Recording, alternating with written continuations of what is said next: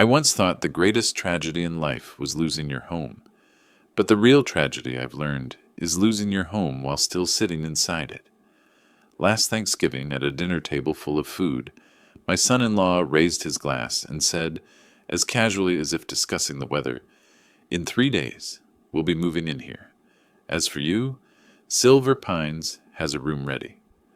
My daughter said nothing. She just lowered her head.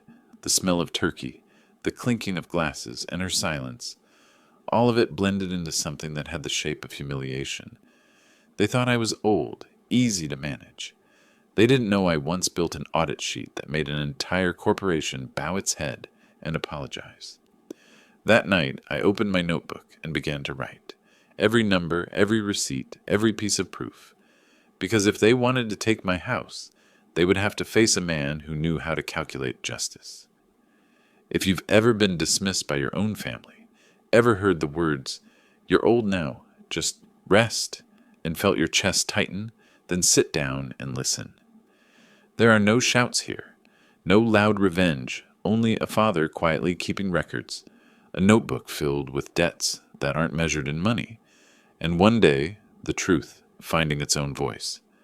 Follow, turn on notifications, and share if you believe that sometimes the most human form of revenge is simply living decently until the truth no longer needs to explain itself.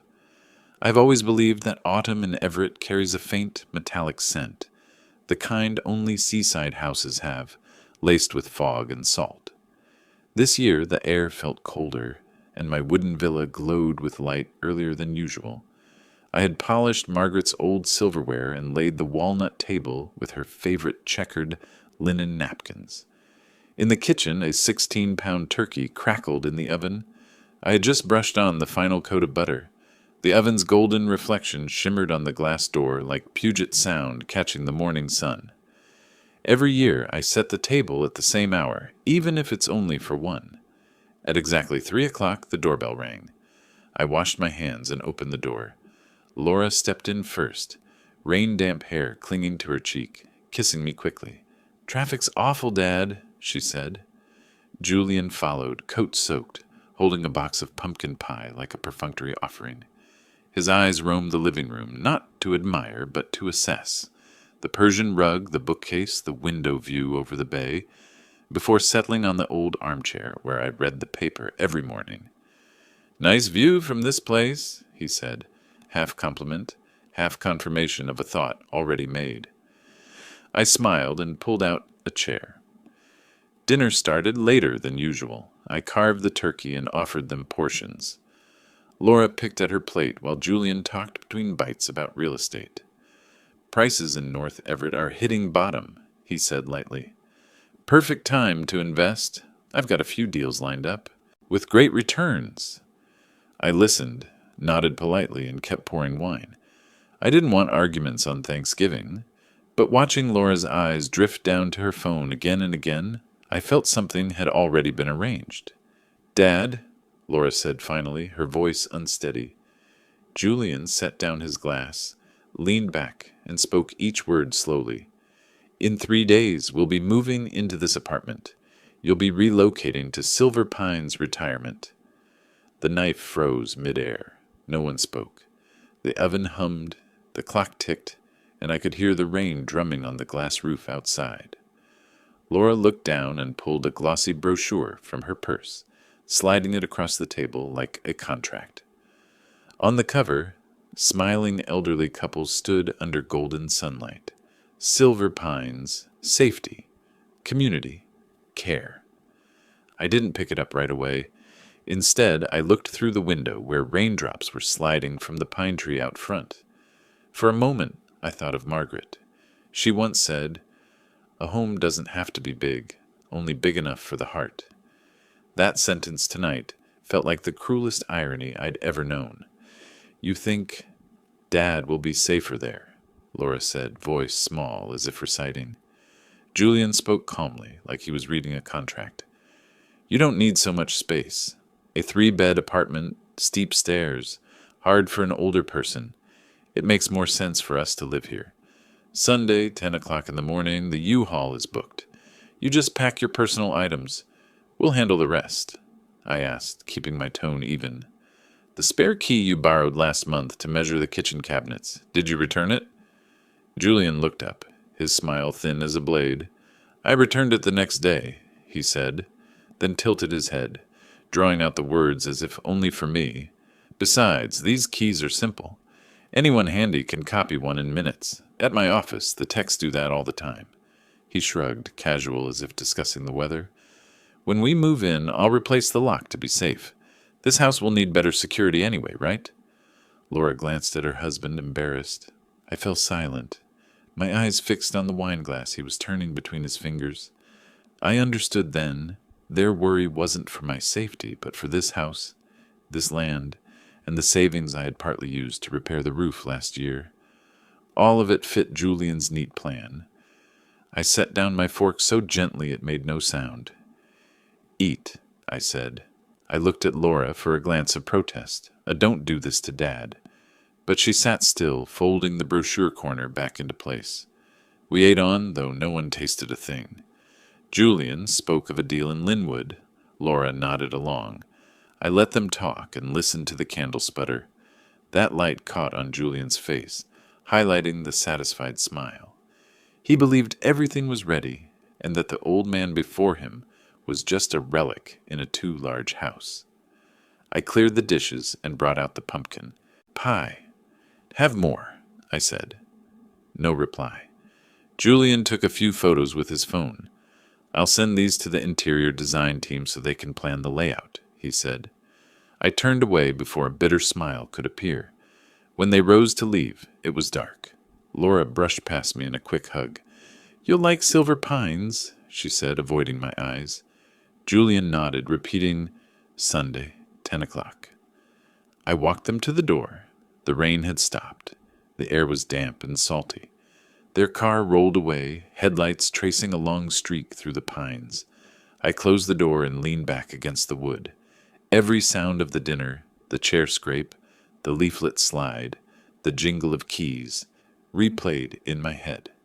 I walked through the house like someone inventorying damage after a storm. Living room, dining table, bookshelves. Everything was where it had always been, but something had shifted. I opened the cupboard and held the remaining spare key, watching the cold metal in my palm. It seemed just an object, but now it was a witness to a theft that hadn't yet occurred. I put it in the top drawer and locked it. In the kitchen, I boxed the leftover turkey and labeled it with the date. Old accounting habits made me note everything, even this dinner of betrayal. I opened my notebook and wrote a line. Thanksgiving 2024. Laura and Julian, 3 days, Silver Pines. Then another. Spare key borrowed last month. I closed the book and brewed a cup of black tea. The tea masked the butter and meat with a clean bitterness on my tongue. Outside, the mist thickened. The lights from the Everett Bridge reflected on the water like long, deliberate streaks. I stared a long time and wondered what Margaret would have said if she saw this. Perhaps she would have placed a hand on my shoulder and said, Don't get angry. Every invoice needs a signature. Let them sign first. I turned on the study lamp and checked my asset files. The villa deed, bank receipts, insurance confirmations, everything I had kept as carefully as a mason lays bricks. Those papers felt like a thin fence between me and the ingratitude I had just witnessed. Night deepened slowly. I sat in the armchair by the window and listened to the wind through the woods. There was no anger now, only a heavy silence, steel cooling in my chest. I knew I would not sleep. I knew that when morning light touched the pines, I would begin to write a plan. Not a plan of revenge, but a plan to keep what was mine. Before I turned off the light, I repeated Julian's words quietly, like a craftsman measuring a final cut. 3 days! Then I answered myself, low, steady, and cold.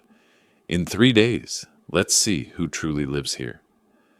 That night, Everett lay under a strange kind of silence, the silence of a house that had just been judged. No waves, no train horns, only the slow ticking of the clock, steady like the count of an inventory clerk. I sat alone at the dining table where the smell of wine and brown butter still lingered, and on the table I opened a thick black binder, the only thing in the house I trusted to be absolutely accurate. I turned to the first page and wrote the new date in neat script. November 28th, 2024. Inventory of gratitude, converted to debt. Below it I drew 3 columns, mortgage, tuition, medical, and began to calculate. $112,000. Money I paid to help Laura and Julian keep their first house from bank foreclosure. $58,000. Laura's 4 years of college tuition in Tacoma. Each term I transferred on time without fail. $36,000. The hospital bill for my eldest grandchild's birth, and then Julian's knee surgery last year. Total, $206,000. I wrote, no interest, no repayment, only hoped for decency. As I wrote, old memories returned. The year Laura was 18, I drove her to college and stopped under the blazing red maples. She asked, "Dad, when will I ever pay you back?" I smiled and said, "You only owe me one thing, kindness. Pay when you can, but if you forget, no one will remind you." I had said that with the faith of a father who did not yet know there are debts that will never be repaid, because the debtor does not see them as debts. I closed the book, opened my phone, scrolled through the contacts. Under Rebecca Vaughn, retired SPD, the status showed active. Rebecca had been a crime scene investigator at the Seattle Police Department, who handled my theft case 12 years ago. After retiring, she opened a private consultancy specializing in elder fraud and civil disputes. I kept her number because in life, there are a few people you should call when trouble smells like theft. Not a lawyer, but a person who sees the truth before it is written into the record. I called. "Walter?" Rebecca's voice was the same as 10 years ago, hoarse, deliberate, heavy with the weight of having heard too many lies.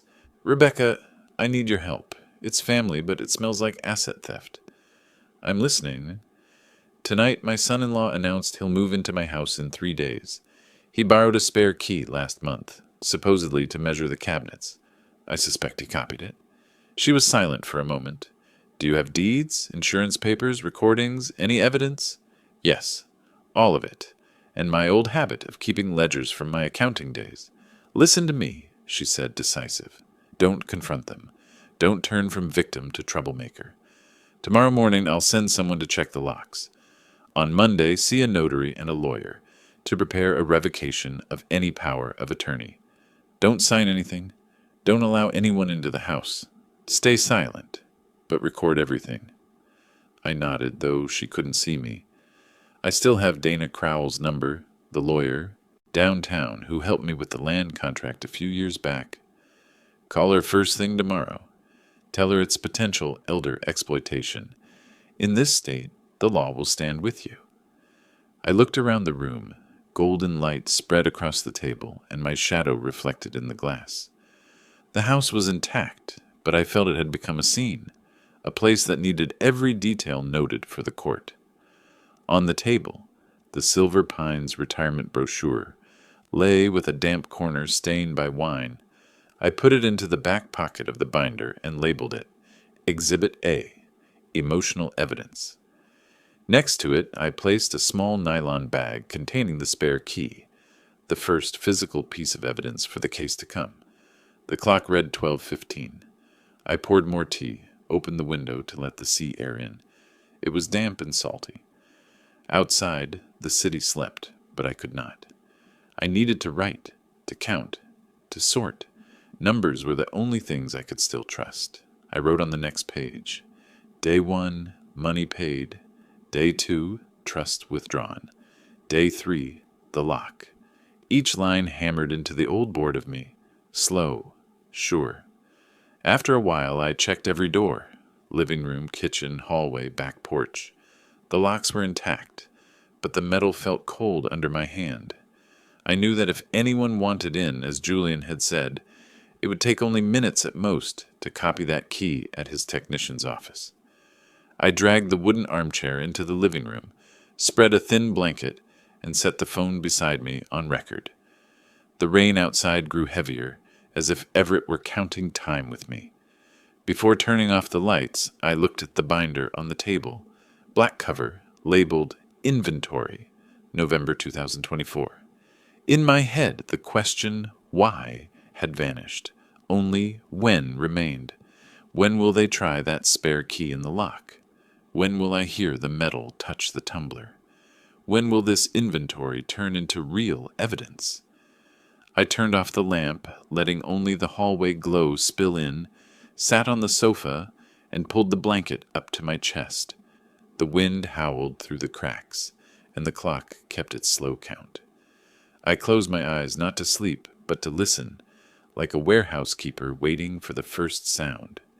Tonight, I told myself, I will sleep on the sofa, to hear the lock if anyone tries. Monday morning, sunlight finally broke over Everett.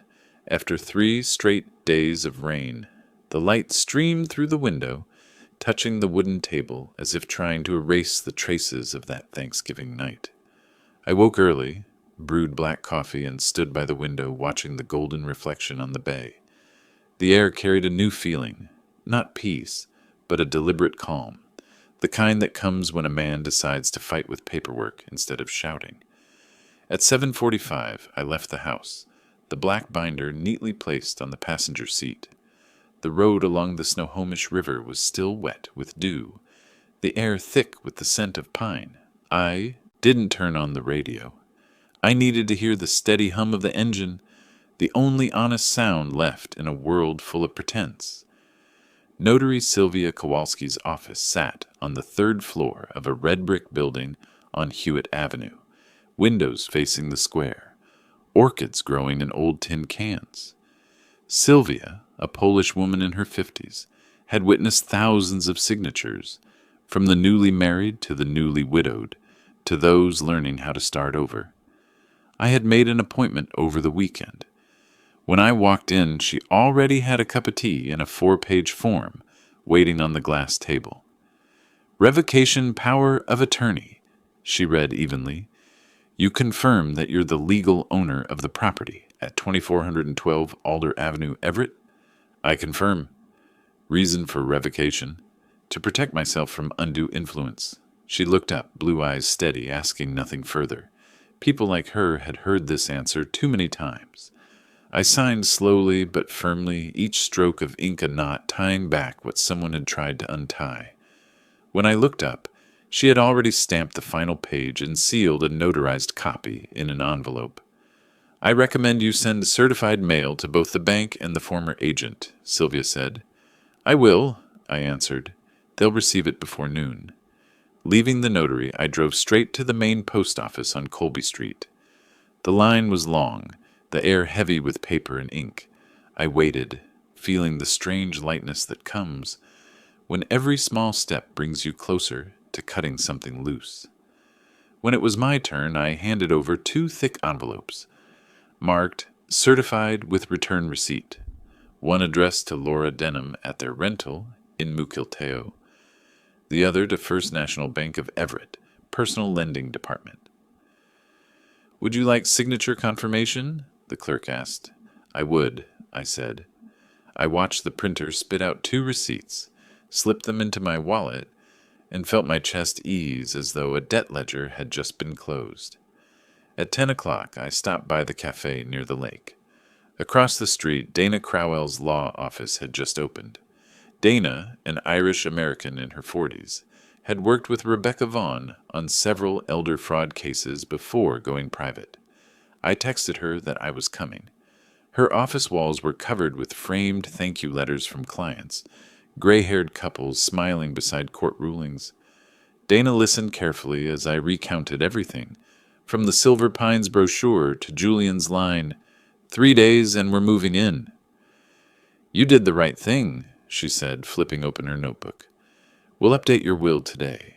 I'll add a disinherit on undue influence clause, meaning if any heir coerces, threatens, or commits fraud, they're automatically removed from inheritance. I nodded. She drafted swiftly, reading each line aloud in her slow, firm voice. I signed, She stamped, and when the pen left the page, I knew that from this moment, those who thought they held power over me had officially lost it. Leaving her office, I stopped at Farid's Hardware, a small Persian-owned shop on the corner. "I need to replace every lock," I said. "Front door, back door, and garage." "Electronic or mechanical?" he asked. "Mechanical, but non-duplicable keys." He nodded, immediately understanding the kind of person I was dealing with. "My technician will come this afternoon. Keep the invoice. It proves the change was lawful." When I got home, I placed the rekey invoice on the table beside the old key, sealed in its plastic bag. The small slip read, "Service completed today. 186 now yours." Insignificant on its own, yet to me it marked a boundary rebuilt. I stared at it for a long time, thinking, every betrayal needs an artifact to counter it, sometimes nothing more than a new lock. That afternoon, the locksmith arrived, quiet and efficient. They removed each cylinder, replaced the pins, tested twice, and handed me a sealed bag with the new keys. I held it, heard the faint clink of metal, and felt a release, as if the first chapter of a case had just closed. Before they left, I installed a small camera above the front door, angled outward only exactly as Rebecca had advised. Never let anyone claim you invaded privacy. Film your door, not their faces. I followed her advice to the letter. By evening, the sunlight stretched long across the porch. I sat at the table and checked my phone. A new message flashed from Rebecca Vaughn. "Got word from a contact at the rental yard. Julian rented a U-Haul this morning. Pick up at 3 p.m. Keep doors locked. Say nothing." I looked at the text and let a thin smile form. U-Haul. 3 days, just as he said. I set the phone down, eyes lingering on the rekey invoice. The blue ink glinted in the fading light like a cold blade. The trader's key was useless now. I stood, closed the door, and listened to the new lock click into place. A dry, solid, perfectly honest sound. In life, some clicks aren't just locks. They're confirmations that justice has begun with a very small act. Outside, the sun was sinking. I poured another cup of tea, set the binder on the table, and watched the last light fall on the bold words written across the page. Revoked, replaced, recorded. Tomorrow, everything would move to a new rhythm, but tonight, this house, and the quiet within it, belonged entirely to me. That afternoon, Everett looked sharp as a polished blade. Sunlight scattered thinly, wind reversed off the bay, and the pines in the front yard swayed with each gust. I was brewing tea when a diesel engine roared outside the gate. The clock read 4:20. On the door camera screen, the image came into clear view. A white and orange U-Haul, blocking the driveway. In the driver's seat sat Julian, sleeves rolled up. Beside him, Laura's face, half hidden by the glare off the windshield. I wasn't surprised. Rebecca's message this morning had been exact.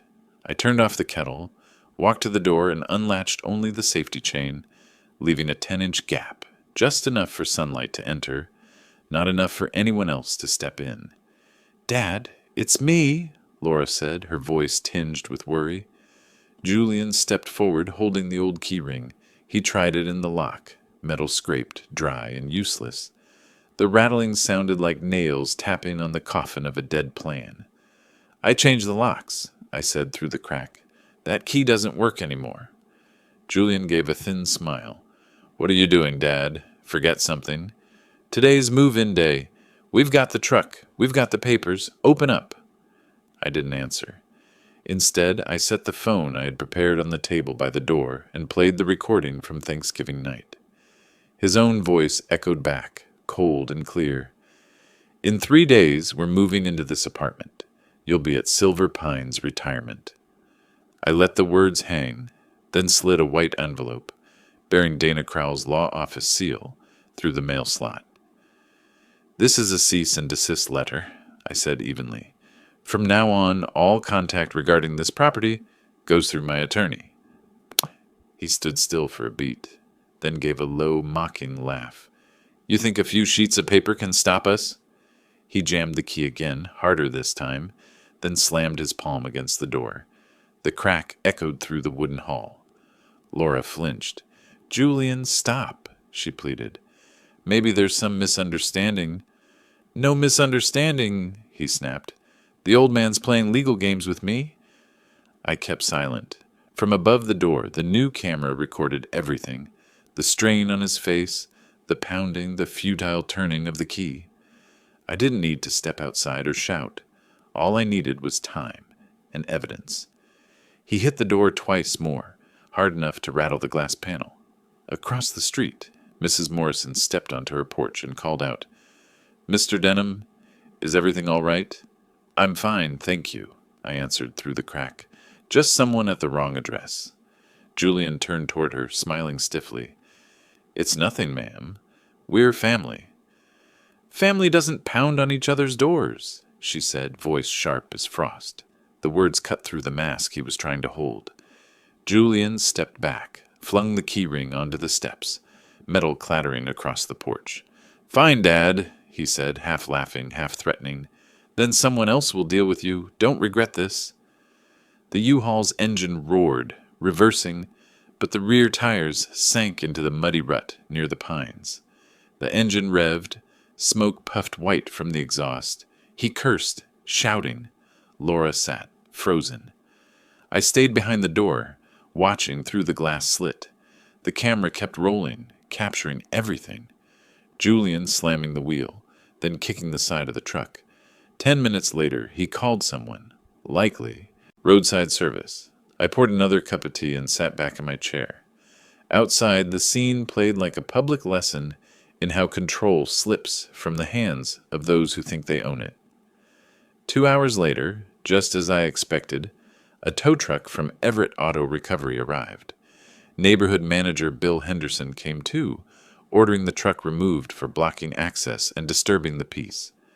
I heard the chain tighten, the metallic scrape as it dragged the vehicle free, leaving deep twin ruts in the lawn. Before they left, I checked the camera one last time. Julian was arguing with the tow driver, face red, while Laura stood beside him, head down, fingers gripping her purse straps. When the truck disappeared from view, I closed the curtain. The house fell silent, as if no one had ever come. I turned off the camera, transferred the footage to an external drive, and placed it in the drawer beside the binder. The file was neatly labeled.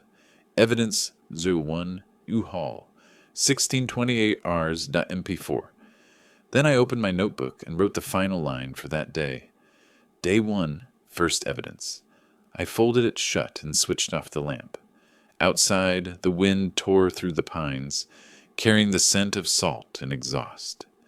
Leaning back in my chair, I listened to the faint rasp of the new lock in its frame and knew that the silent war had truly begun. The next morning, Everett lay under a thick veil of fog. My reflection blurred across the window pane as I sat at the wooden table, coffee steaming, laptop open to a spreadsheet. I no longer wrote by hand. Last night, after saving the file, Evidence, all 1620's MP4, I created a new folder titled Operation Ledger. From now on, everything would follow a process: documentation, evidence, analysis, conclusion. At 10 o'clock, my phone buzzed. It was Rebecca Vaughn, her voice husky but steady. Walter, I've got news you'll want to hear. The U-Haul footage was enough to humiliate him, I said. What else is there? This time it's not about behavior. It's about numbers. I heard her shuffle papers. Then she continued. A contact of mine at the IRS confirmed Julian Crane has a tax lien of $47,000 filed in April. He also has a home equity line of credit for $215,000 on the Bellevue house, and 3 civil credit judgments totaling $32,000 from King County Court. I had dealt with enough tax debtors in my life to know what those 2 words, tax lien, really meant. When the IRS places a lien, they claim a legal right over everything you own: house, car, even your bank accounts. From that moment, Julian was no longer the true owner of his own home, at least not on paper. No bank would refinance him. No company would issue new credit. A man under lien has only two options: pay it off or find someone to carry the burden. And in his mind, that someone was me. I stayed silent for a few seconds. The wall clock ticked, each click like a hammer against steel. "So he's drowning," I said, "and my apartment's the life raft." "Exactly," Rebecca replied. "I'm sending the files by email. Scans of the lien, bank statements, and court records. Check them." I opened the attachments. PDFs appeared, each page a cross-section of deceit. Tax ID, red seals, and dates matching the week before Thanksgiving. He wasn't just in debt, he was collapsing. I opened a new column on the spreadsheet. IRS lien, $47,000. HELOC, $215,000. Credit judgments, $32,000.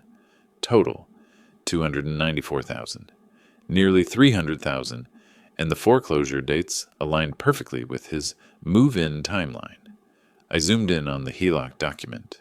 The signature line read, "Borrower Julian Crane," and beneath it, the co-borrower spouse field was blank. No Laura. I screenshotted it and added a note. "No spousal consent. Illegal if exceeding limit."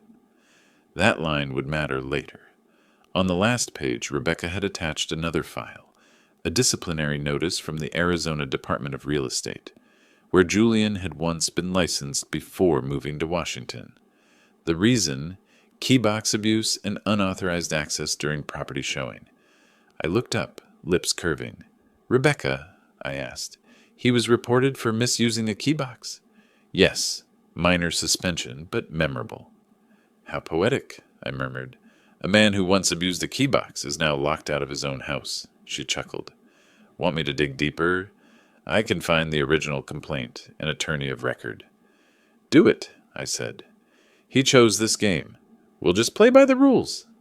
I opened my old black notebook and wrote, "Motive, financial debt.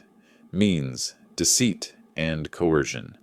Opportunity, holiday and family emotion." That formula had guided me through decades of financial investigations. Now, bitterly, it applied to my own son-in-law. By noon, Rebecca sent 3 more files: interest statements, payment deadlines, and internal brokerage emails. One subject line caught my eye: urgent, debt restructuring before December. Sender, Julian Crane. Date, 2 days before Thanksgiving. The final piece fit. I added a new line to my notes, each word sharp and cold. His goal wasn't the property, it was liquidity. The apartment, unencumbered asset, easily sold. I looked out the window. The fog had lifted, revealing bare branches mirrored on the damp street. A gust of wind tipped my coffee cup, steam brushing my face. I remembered what Margaret, my late wife, once said when Laura was in college: "You can teach her about numbers, but don't forget to teach her never to owe anyone anything." My phone buzzed again. Rebecca texted, "Just checked. Julian's still licensed in Arizona, but flagged under investigation for an unresolved complaint." I typed back, "If I wanted to make him lose that license entirely, could I?" Less. Then a minute later, her reply came, "Do you want to beat him with his own rulebook?" I read the message 3 times, and then closed the laptop. The numbers on my screen were no longer data. They were an indictment. Julian thought this was a game of property. I'd played far more complex ones against sharper men, and I'd always won, not because I was faster, but because I was patient. I walked to the filing cabinet, pulled out the wooden box Margaret had labeled Forensic Ledger, where I stored every past case, photos, receipts, flowcharts. I placed a new file inside, labeled it Crane Investigation 2025. Before closing the lid, I slipped in one sheet of paper bearing a single line: "Truth needs no weapon, only enough evidence." Outside, the Everett sun was setting. Its last light reflected on the glass as I turned the new lock. Another day gone, and I had uncovered the enemy's true nature. Not blood, but greed disguised as family. I opened my notebook and wrote the final line for day 2. Day 2, the balance sheet of guilt. 3 days after Rebecca sent the last batch of files, I expected a calm morning, coffee, classical music, and a few pages on ADRI complaint procedures. But at exactly 8:30, a knock sounded. Light, steady, official. Through the peephole, I saw a woman with neatly tied black hair, a pale blue blouse, and a clipboard in hand. "I'm Patricia Moreno, social worker with Adult Protective Services of Washington State," she said politely but firmly. "We received an anonymous report claiming you are incapacitated and require emergency guardianship. I need to verify some details." I smiled faintly. "I doubt the sender was that anonymous." She didn't react. "I just followed protocol, Mr. Denham." I invited her in. The binder still lay open on the table. "Crane Investigation 20-25 on the first page." She glanced around. The room was bright, orderly, every document neatly stacked. Nothing about it looked like the home of a man incapable. "Can you show me your recent financial and legal records?" she asked.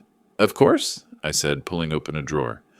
I set 3 folders on the table: the binder, a timeline, and a notarized copy of the revocation of power of attorney Sylvia Kowalski had sealed last week. I also placed 2 certified mail envelopes with signed receipts, one from the bank, one from Laura. "Here's the timeline," I explained. "Here are the statements, checking, savings, investments, all authenticated. Every transaction was made by me personally with electronic verification. I maintain my insurance, taxes, and registration without assistance. No one manages my finances but me." Patricia took careful notes, occasionally glancing up with the practiced sharpness of someone who has seen hundreds of real decline cases. "Who previously held your power of attorney?" "My daughter, Laura Crane. That authorization has been revoked. This is the certification. Reason: evidence of breach of trust and attempted asset control." She studied the red seal, then nodded. "I'll need to ask a few standard questions," she said. "What's today's date?" "December 8th, 20-25. "And who's the current governor?" "I prefer better questions," I said with a small grin, "but the answer is Governor Carver." She arched an eyebrow, then asked, "Do you know why someone might file this report?" I pointed at the timeline. "Because I refuse to let them seize a property that legally belongs to me. They failed with the keys, so now they're trying to weaponize the welfare system." She looked at me for a long moment. I let the silence sit. It proved I wasn't speaking out of emotion. She spent another hour reviewing everything: bank statements, attorney emails, the rekey invoice, and the camera log. Every item had a date, a context, a corroboration. Nothing was vague. When she reached the Investigation 2025 binder, she paused. "You used to work in financial forensics?" 35 years. I have seen how fraudsters fabricate paperwork, so I learned to keep mine clean before anyone can twist it." She nodded, closed her notebook, and stood. "Mr. Denham, I have completed my assessment. I can say clearly there is no sign of cognitive or functional impairment. This home is tidy, your documentation is precise, and your responses are sharp. If someone filed this report, it was malicious." I smiled softly. "Thank you. I'll keep a copy of your final report. You'll have it within 48 hours. She gathered her things and paused at the door. "I'm sorry for the intrusion. It's sad when people exploit systems meant to protect the vulnerable to attack those who aren't." When the door shut, I stood still for a moment, watching the entryway camera, the one recording the entire visit, lawful and transparent. Relief mixed with something colder. Julian had crossed the line from deceit to defamation. That afternoon, an email arrived. "APS report, number 2217 Denham. Finding unsubstantiated malicious complaint." I printed it and added it to the binder. Patricia's comment was brief but decisive. "No cognitive or functional impairment observed. All financial records are consistent and current.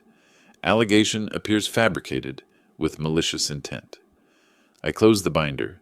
The thud of cardboard sounded like a gavel strike. That evening I called Rebecca. "You were right," I said.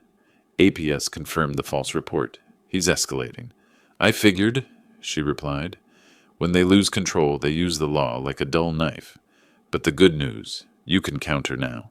"How?" "File a restraining order for harassment. Your evidence is solid. Lawyer letters, footage, the APS report.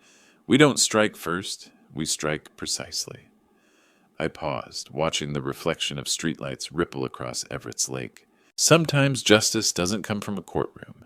It comes from knowing when to stay silent and when to knock on the right office door. I opened my notebook and wrote the line that would close that day. Day 5, defamation backfires. Thursday morning, Everett's sky was so clear it felt almost mocking. After a week of dull gray clouds clinging to the city, rare sunlight now streamed straight through my office window, striking the thick black binder on my desk. On its cover, written in silver ink, were the words, "Case, Crane, Harassment, APS Retaliation." At exactly 8 o'clock, I arrived at Dana Crowell's office. She stood by a filing shelf, hair tied neatly back, coffee cup in hand. When she saw me, she nodded and said right away, "I finished drafting your restraining order. Your documentation is one of the cleanest cases I've ever seen."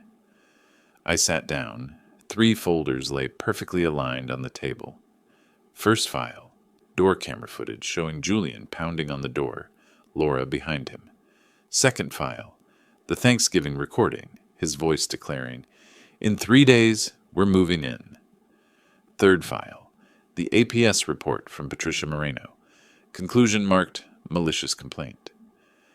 3 pieces of evidence, 3 arrows, Dana said. No one can argue against that. "How soon will the order be issued?" I asked. "If the Everett judge finds sufficient cause, the temporary order will be signed today. The formal hearing follows in 14 days. "And how far must he stay from me?" 100 yards, the standard harassment distance. She handed me the pen to sign. My name on the line marked petitioner didn't look like an old man suing someone. It looked like a man completing the final measurement of a blueprint. I signed slowly, firmly, and gave it back to her. "At 10, I'll file it with the Everett County Court," Dana said. "If all goes smoothly, the police will serve it this afternoon." Leaving her office, I paused on the steps. The air carried the scent of pine and roasted coffee from the cafe across the street. I took out my phone and texted Rebecca. "RO filed. Now he'll learn the difference between a threat and the law." Her reply came as fast as ever. "Good. I'm assembling the ADRE package. If you want total closure, now's the time to plant the seed." I reread the words ADRE package, a new thread of meaning forming, but first I had to close the harassment chapter. At 3:30, my phone rang. Dana's voice was brief. "Order signed. Police are enforcing it." I didn't ask where, but half an hour later, Rebecca sent me a short clip recorded by a Bellevue resident from an upstairs balcony. The image was grainy but clear enough. Julian Crane stood at his doorway, sleeves rolled, sunlight hard on his face. 2 uniformed officers faced him, one reading aloud, "Mr. Crane, by order of the Snohomish County Court, you are hereby restrained from contacting or approaching Mr. Walter Denham within 100 yards. Violation of this order constitutes a criminal offense." Laura stood beside him, trembling, face pale. When the officer handed Julian the paper to sign, he shot a venomous look toward the camera, as if he knew he was being recorded. I, a few blocks away, sat in my living room. The APS report lay open on the table. I didn't feel triumph or even satisfaction, just the unmistakable sense that justice, for the first time in this ordeal, had stepped out of the family circle and stood on my side. I picked up my phone and dictated a voice note. Day 6, restraining order issued. No shouting required, just a signature. A moment later, Donna called back. "You don't have to attend the hearing, but if you can, I recommend it. Your composure will show the court who the real victim is. I'll be there, I said. I want him to see. Silence has weight. That evening, as Everett lit up, a message from Rebecca appeared. Adre package complete. Ethics violation report. Keybox abuse record. Financial fraud evidence and copy of the door banging video. Hard copy goes out tomorrow. I texted back. Thank you, Rebecca. This is the second phase of justice. Not retaliation, but restoration of balance. I set the phone down and reached for the teapot. Just then, the phone rang again.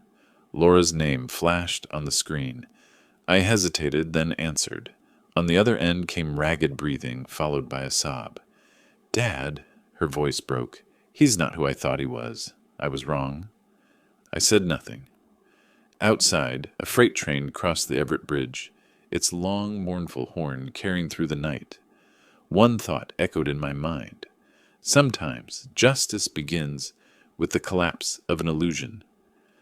I opened my notebook and wrote the final line for that night. Day 6. The law spoke, and illusion shattered. October 1st, Everett woke under a light rain, not the violent kind that marks early autumn, but a steady, patient drizzle, as if the sky itself was trying to stay calm before a storm of words. I arrived at the Everett Community Center at 8:30, half an hour early. Meeting room 3 sat at the end of the corridor, modest in size, fluorescent lights casting a cold white glow over the long wooden table. I laid out the 12 folders I had prepared all week. IRS lien, HELOC, credit judgments, ADRI disciplinary record. Each one had tabs, color codes, and notes in meticulous order. When the setup was done, I opened my laptop to test the presentation. On the screen, the title read, The Ledger of Truth. I chose that name not for drama, but accuracy. This wasn't a confrontation. It was an ethical audit. At 9 sharp, the door opened. Dana Crowell entered first, carrying a brown case and an envelope from Everett Court, the finalized permanent restraining order. Behind her came Rebecca Vaughn, in a black coat with an iPad in hand. I invited 2 witnesses, she whispered, Patricia Moreno from APS, and Bill Henderson, the neighborhood manager who witnessed the U-Haul incident. I nodded. A confrontation with lawful witnesses, that was exactly my kind of proceeding. 10 minutes later, Laura and Julian entered. She wore a gray sweater, eyes downcast. He followed, wearing a forced smile. Outside, the rain kept its rhythm, tapping against the windows like a metronome to the tension inside. Sit down, I said evenly. I have only one request. Silence while I present. Then anyone may speak. Julian smirked. Are we turning this into a courtroom, Dad? Court comes after truth, I replied. Today is only about truth. I opened the first binder. The first page bore the IRS logo and a crimson seal. This is your IRS tax lien, I said, sliding the copy across to him. Filed in April. Amount $47,000. Julian rolled his eyes. Temporary debt. It'll be resolved. Resolved? I cut in. You know what a tax lien means. The government's legal claim over every asset you own. You can't refinance, can't sell, can't mortgage, and you certainly can't transfer ownership. That's why you came for my apartment. Not out of love, but liquidity. I opened the second binder. The HELOC statement glared in bold. Borrower's signature, Julian Crane. I pointed to the blank space beneath. This section, I said, should bear Laura's signature as co-owner. It doesn't. Without her consent, you withdrew $215,000 from shared property. Laura looked up, her eyes wide. You told me it was just refinancing for renovations. Julian turned toward her, forcing a grin. Don't listen to him. He's twisting. I slid the third binder forward, voice steady. Here are 3 credit judgments, totaling $32,000 from King County Court. And finally, I opened the fourth binder, flipping to a page titled, in bold, Arizona Department of Real Estate, Disciplinary Notice. This file confirms you were disciplined for keybox abuse and unauthorized access. Supplied by Adri, case number 872 3221. The room went silent except for the rain's soft percussion. Rebecca stepped forward, setting the iPad on the table, displaying signature comparisons. I confirm. Mrs. Crane's signature is absent from the HELOC. This is independent verification. Laura's hands trembled as she took the papers, reading line by line. When her eyes landed on the blank signature field, her body sank into the chair. You used my name to take out a loan? Julian's jaw tightened. I did it for us, because I knew he'd never help. I did everything to keep us afloat. No, Julian, she whispered. You did everything to sink us. I sat still, fingers interlaced, voice calm but firm. Laura, he didn't just plan to take my apartment. He intended to sell it to cover his debts. If I hadn't changed the locks, today I'd be the one declared incompetent, and the apartment would already be collateralized. Everything is here. Evidence, dates, proof. Julian shot up, his chair crashing back, voice cracking into a shout. You want war? You've got war. I'll sue you. I'll drag you down with me. He slammed his hand on the table, but Dana was already standing, raising the restraining order. Mr. Crane, she said coldly, you seem to forget you're bound by a court order. Any threat will be added to your criminal file. Rebecca stepped forward, signaling him to back away. Laura stayed seated, face buried in her hands, tears slipping through her fingers. No words could mend what she'd just seen. I rose slowly, my tone composed. I don't need to shout. I don't need revenge. This, I gestured to the orderly stack of binders, is what silence and evidence can achieve.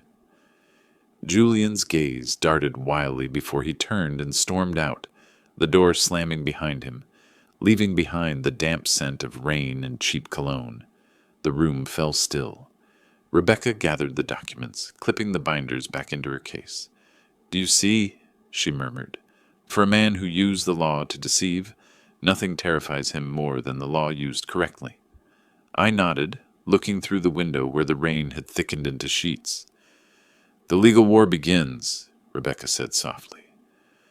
I glanced down at the table, the open HELOC form still showing that empty signature line, a cold fracture across the paper, and I understood. From that moment, truth was no longer just a weapon. It was a moral death sentence for a man who never knew the price of honesty. I opened my notebook and wrote the final line for that day. Day 7, the truth spoke. A week after the confrontation, Everett slipped into a rare spell of scorching sunlight. The light cut through the curtains, falling across the table where Rebecca Vaughn and I sat, surrounded by stacks of thick folders. The air smelled faintly of roasted coffee and fresh ink. On the laptop screen, the heading glowed clearly. Arizona Department of Real Estate, Formal Complaint Submission. Here it is, Rebecca said, sliding an 18-page file toward me. I've organized it in legal order. Your affidavit first, followed by the event timeline, then the physical evidence. I flipped through it page by page. Photos of the U-Haul parked at my driveway, the police disturbance report, Patricia Moreno's APS statement, concluding malicious complaint, and finally the Thanksgiving recording, trimmed and time-stamped precisely. Rebecca continued, her tone steady like she was reading a verdict. We'll submit all of this through ADRA's online system and send a hard copy by FedEx for delivery confirmation. Once they receive it, they're obligated to open an investigation. And under Section 322165 of the Arizona Real Estate Act, if the evidence shows potential fraud, they'll immediately suspend his license during the inquiry. I nodded and signed the final page, under the line that read, Complainant, Walter Denham. Rebecca pressed the submit button. A soft ding followed. Submission successful. Case, Adri 25-1198. She leaned back, exhaled slowly. Done. We've officially turned his greed into an investigation record. 2 days later, an email arrived from Adri. We have opened an active investigation. Respondent, Julian Crane. Status, license suspended pending review. I read every word carefully. Julian's real estate license was officially suspended. No listings, no commissions. He'd just lost his last source of income. That afternoon, I stood by the window, watching sunlight spill over the rooftops across the street. I didn't feel triumphant, only a deep calm, like closing a door I had long been afraid to shut. But silent wars rarely stay one-sided. 3 days later, Rebecca called, her voice raspy with amusement. "Guess who just hired a private investigator to dig into you?" "I'd say that's an easy guess," I replied. "Julian." "Exactly, but the fun part?" She paused, lowering her voice like sharing a secret. "The PI's name is Evan Mullins, an old colleague of mine from Seattle PD. Julian has no idea Evan and I go way back." I couldn't help but laugh. "So he's paying someone to feed us his own updates?" "Pretty much. Evan said Julian asked him to collect evidence of erratic behavior, claiming you were some eccentric old man muttering to yourself at home. Evan just told him you're a man of such discipline, it's almost terrifying." I doubt Julian enjoyed that answer. "Let him waste his money," I said, turning my coffee cup slowly. "The thinner his wallet, the faster his mask falls." During those days, Laura quietly rebuilt her life. I saw her leave the apartment early each morning in a white blouse with a new name tag, Laura Crane, dental assistant. She no longer asked me for help. She drove Margaret's old Civic to work, and every evening her car stopped in front of my porch for just a minute, long enough to leave a small bouquet or a note. "I'm sorry I didn't see you sooner," I never replied. Forgiveness doesn't require words, only the right actions. One evening, as I organized documents in the binder, Rebecca texted me. Adre responded, "Hearing set for August 15th in Phoenix. He'll have to appear." I read the line slowly. It felt like the first distant sound of a real storm approaching. I set the pen down and wrote in my notebook, "Day 8, greed sealed. The storm nears." Outside, Everett's wind began to shift, and in the fading light, I saw my reflection in the glass. Not an old man seeking revenge, but someone who had learned how to turn pain into records, and records into justice. August 15th.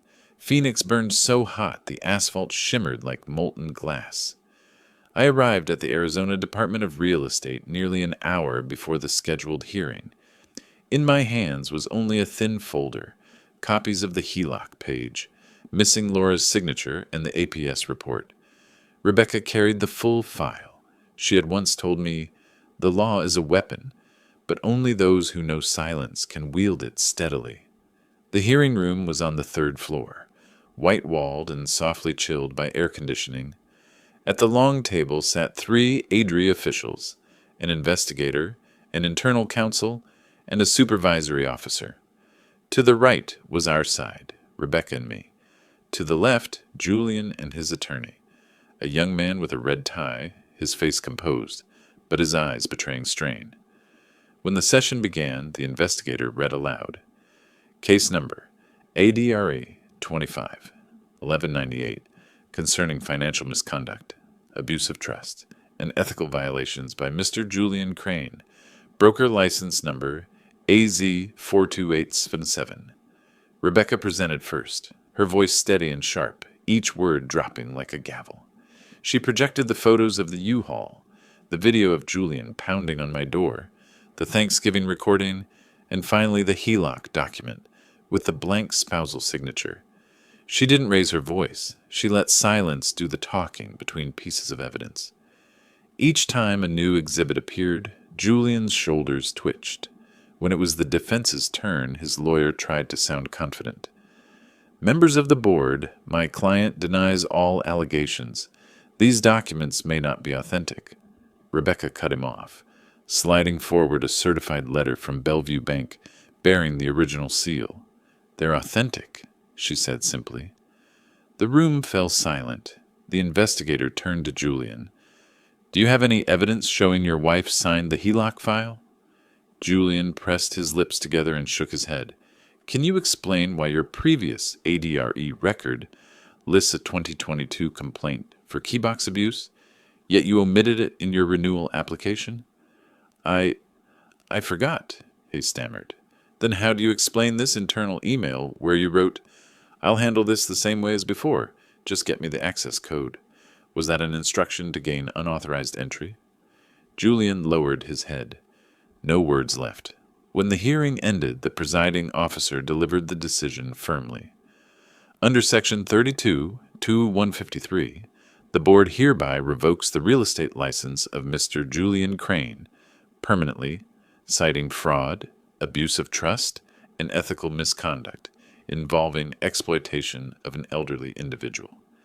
This decision takes immediate effect.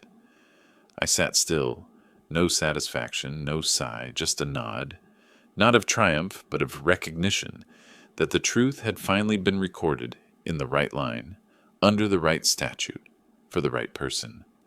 2 days later, the Seattle Post headline read, Broker license revoked for elder exploitation. Former real estate agent Julian Crane found guilty of financial misconduct.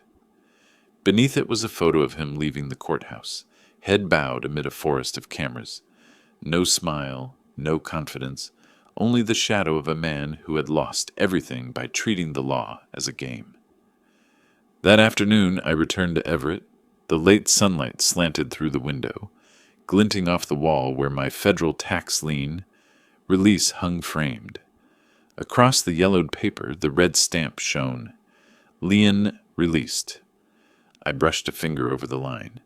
The circle was complete, the old debt erased, but at the cost of his honor. As night fell, I sat at my desk and wrote the last note in my binder. Justice doesn't make noise. It leaves a record.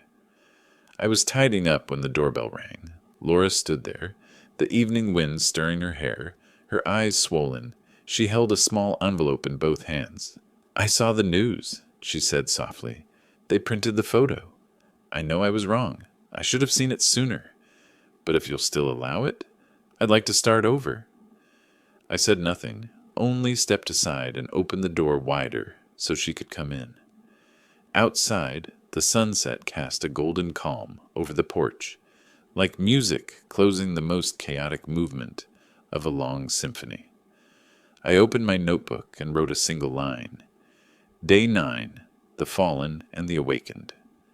That autumn, Everett softened after all the turbulence. The maple trees blazed red, and leaves drifted across the gravel path leading to the garden. I had stopped counting the days since the hearing in Phoenix. Paperwork, laws, and transcripts had all faded into the background, leaving a silence I once thought I'd never find again. Every morning I still woke at 6, brewed coffee, turned on the radio, and walked to the backyard where the irises were in their last bloom. The soil was damp, the scent of fresh wood mixed with mist.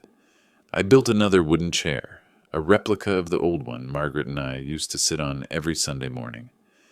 As I sanded the edges, her voice returned to me, warm and calm like the first autumn breeze. Forgiveness is putting the burden down, Walter, not carrying it with you. That line had become a prayer in my heart. Forgiveness doesn't erase the past, but it stops memory from bleeding. After the hearing, Julian vanished from Washington. 2 months later, a letter from Phoenix arrived at Dana Crowell's office and was forwarded to me. The subject line was burned into my mind. Adri refers case to Attorney General. Criminal charges filed. His punishment didn't stop at the license revocation.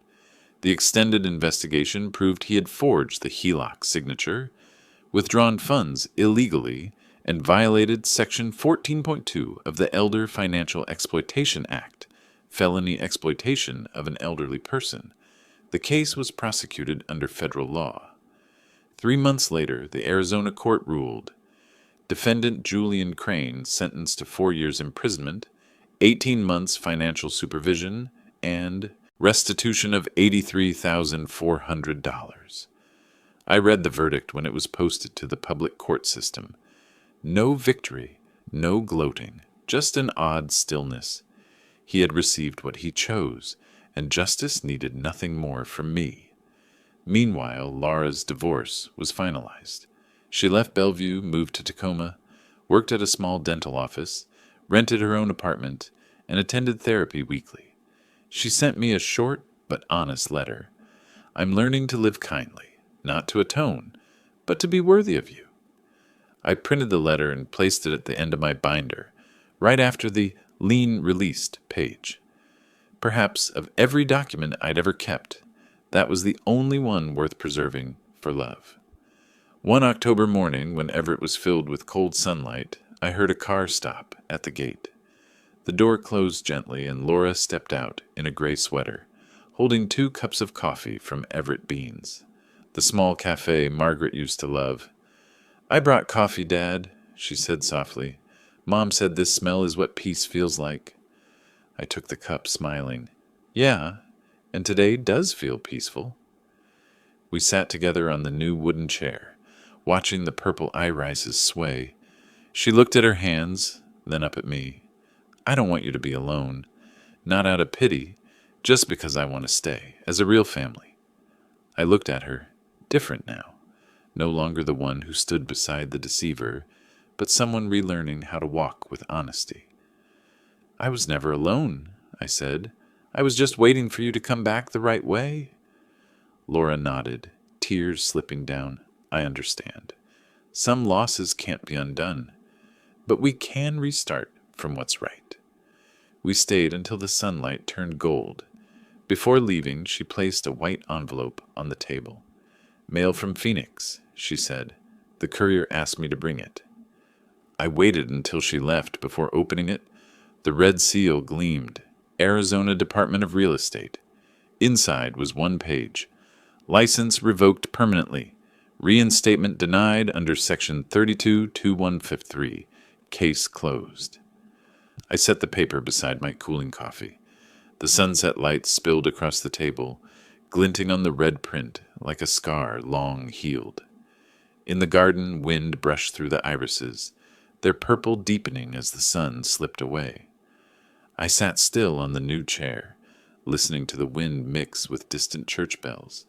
Each sound closed one chapter and opened another, the chapter of living, not avenging. I opened my black notebook for the last time and wrote slowly, each word a breath. Day 11. No one wins a family war, but those who stop at the right time are the ones who truly survive. I set down the pen and closed the notebook. On the table, beside Margaret's old photograph, lay Julian's sentencing letter and Laura's handwritten note, a flawed but fair ending, just like life itself. Outside, the irises swayed in the breeze, and for the first time in years, I felt as light as the first morning of spring. People often say, justice delayed is still justice. But for me, justice was never late. It arrived when I was calm enough to receive it. I once believed revenge was the only way to restore dignity, but now I know. Silence and evidence break liars faster than anger ever could. The day Julian was sentenced, I didn't rejoice. I simply looked at the judgment as if it were a mirror, seeing one truth. Greed doesn't kill instantly, it corrodes until nothing is left. Now, every morning I sit on the chair I built, listening to the wind move through the irises, and remembering Margaret. I know if she were here, she would smile and say, "I told you." Silence has its own voice. And indeed, the voice of silence is justice. If you've ever been belittled or betrayed inside the very home you built, if someone ever traded your kindness for their gain, remember, you don't need to shout to reclaim fairness. Just stay patient, keep your records clean, and let the truth speak for itself. If this story makes you believe justice still exists, only slower, leave a small comment, share it, or follow to hear the next journeys where silence becomes a weapon and honesty returns to its rightful place. Thank you for listening. I'm Walter Denham, and this is the memoir of a man who learned to win by staying calm.